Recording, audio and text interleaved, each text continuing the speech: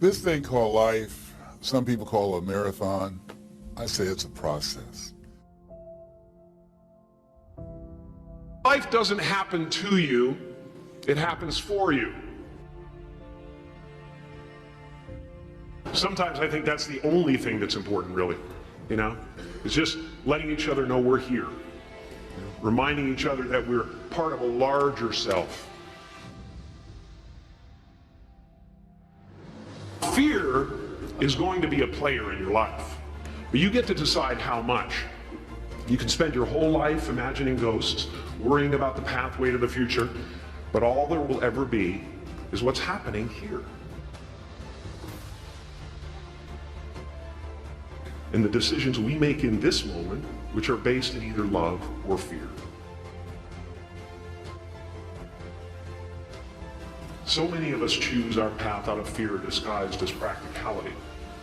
What we really want seems impossibly out of reach and ridiculous to expect, so we never dare to ask the universe for it. I'm saying, I'm the proof that you can ask the universe for it.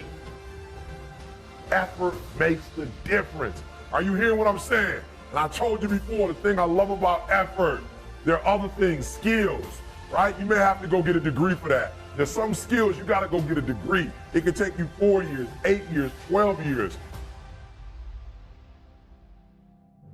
Some skills, it's like professional development. You gotta pay money, right? You gotta get a mentor, right?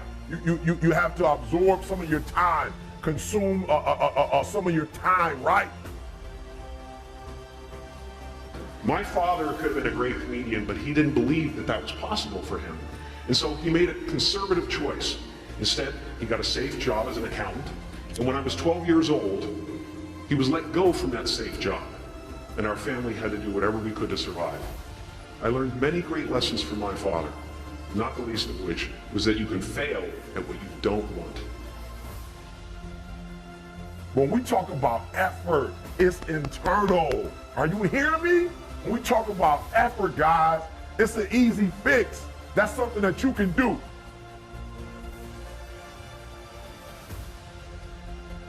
One of the best ways to go through life is to have a spirit of optimism and to be open to the possibilities.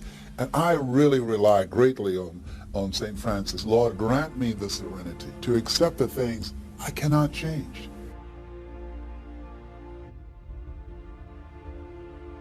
The courage to change the things that I can, which is me, and the wisdom to know the difference.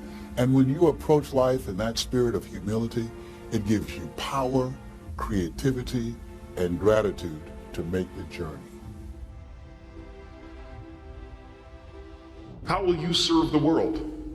What do they need? 60. Then after the 60, we go on to 90. And if you can get it, if you can do a thing for 3 straight months, if you can learn to discipline yourself, follow through on the process, don't rush the process.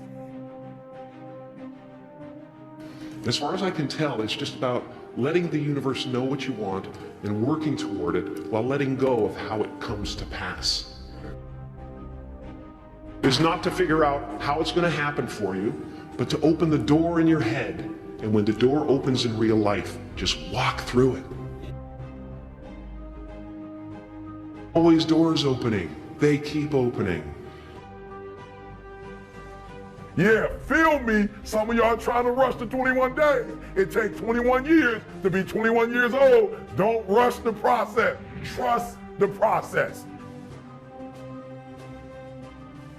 So if you can do it for 30, 60, 90 straight days, then yeah, we can go to 365. Love yourself enough to be honest with yourself. Like for real, don't lie to yourself. In those 21 days, you're going to discover you. You're going to discover some strengths. You're going to discover some undeveloped strengths. I don't like to use negative terms. Some things that you need to work on. Look, love yourself enough to be honest with yourself. Love yourself enough to get past all that stuff so you can finally get to your success. Love yourself enough to get over whatever you need to get over so you can live your dream.